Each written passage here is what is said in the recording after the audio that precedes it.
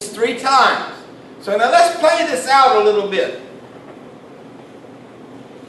A man says to his wife, Talak.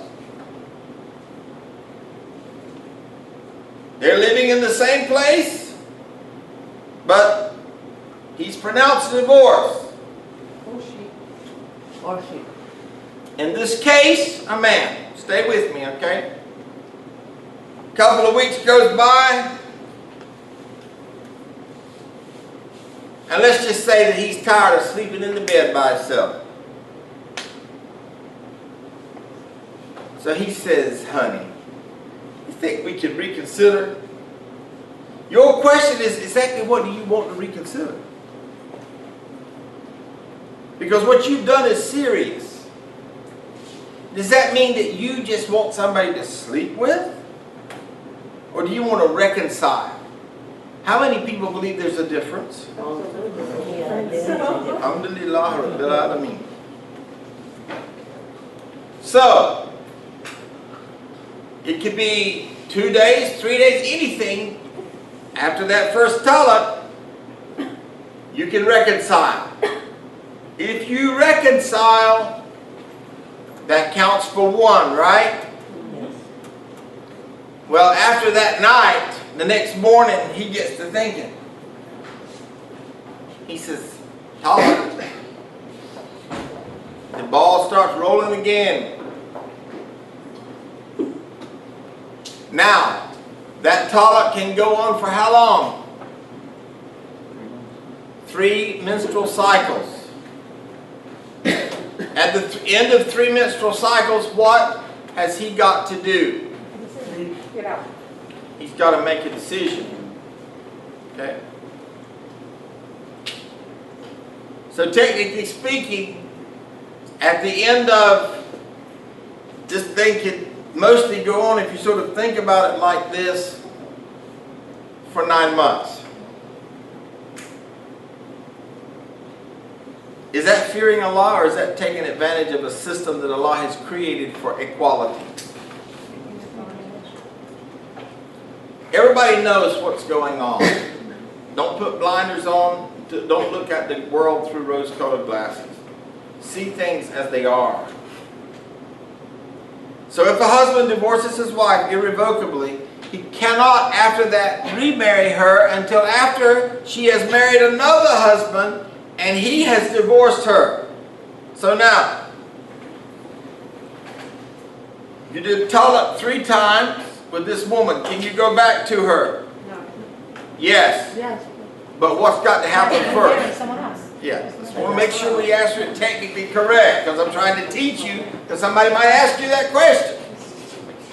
But she's got to go and marry somebody else and consummate that marriage. Not just a little piece of paper down, pretend, so you can get her back, you can pay somebody and all that kind of stuff. Now, how likely is the man going to want her after that? Hardly. Have you ever met anybody that's just chomping at the bits? 1. Thank you. It's rare. I've actually known of it too, brother, in almost 29 years. But there are principles here, people. There are principles here that we need to look at. There are principles that when you are counseling your friends, you need to look at. And I will tell you that lawyers in this country do everything they can to destroy these principles. They will tell you, pull out all the stops. Tear that person apart. Pull out every piece of dirt you can on that person. And you know what? Then they charge you for it. Maybe they charge you. They charge you, oh yes, a fortune. They are shaitan. Anybody here mind telling me what your divorce cost? I mean, do you mind? Yes, brother? The cheapest, if you're going to use a lawyer, is $2,000. $5 grand. And that's if it's amenable, right, That's brother? it, yes. Yeah. That's a friendly. That's a friendly And divorce. if it's not, it can go to the $40,000, $50,000. Yes, sister. Throw a number at us. It can cost up to $500,000. Up to $500,000. And let me tell you something. I want to tell you something. Listen to me, folks. if you abide by the teachings of the Quran, you will save yourself from that heartache before you get married by entering into the kippah. People get really angry with me because people send their children to me and they do premarital counseling and they decide not to marry each other. And they say, well, Imam Sykes broke them up. I'm the bad guy. I'm not really real anyway, so I don't even know why they put Imam in front of my name. But I'm the one that broke them up. They don't say Alhamdulillah because these people have money.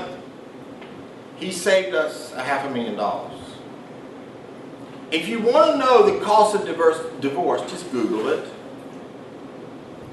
And you will be shocked. Not the financial cost, the The pain that comes with it. Years after year you divorce, still there are pain caused with you. It's traumatizing, to say the least. So, all the more reason when you are going to entertain getting married, do some counseling. Where were you? Where were you? Where was it? Take it seriously. And whatever you do, and I say this, listen, if you're involved in this right now, you know, all of you know I love you for the sake of Allah. And there's no condemnation, there's no castigation, and there is no indictment. But I beg you for the sake of Allah, do everything according to what Allah has prescribed, and your life will operate a lot better. And I'm seeing it all the time. All the time. You know, and it breaks my heart. It absolutely breaks my heart.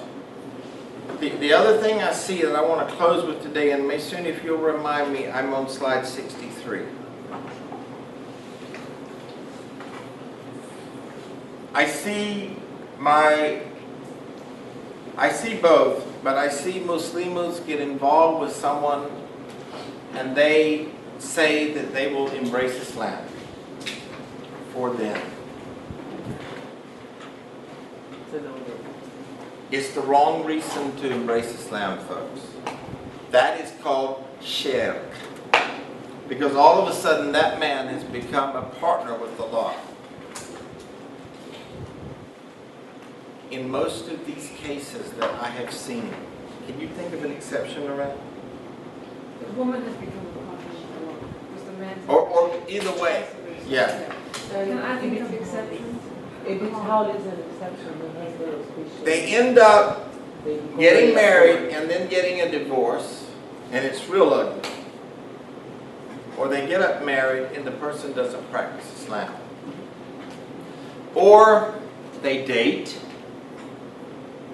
and then they break up and the person leaves Islam.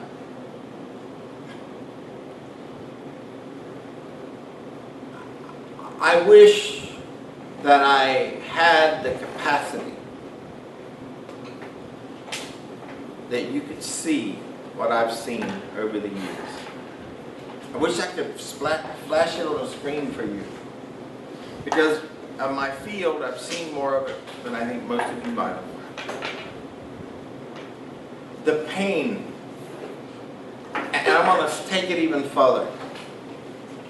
We have lost so many students because of this. Now, Maysoon has been in our lives for 20 years.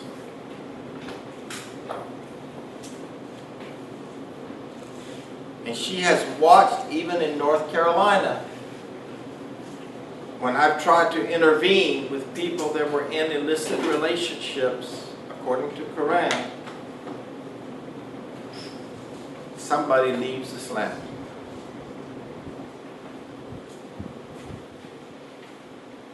I think that is the heaviest price that you can pay. So, we will continue, inshallah. We have a lot to cover on this subject. It's not the most, it's a sort of depressing subject. How many people feel like we need to cover this? Raise your hand.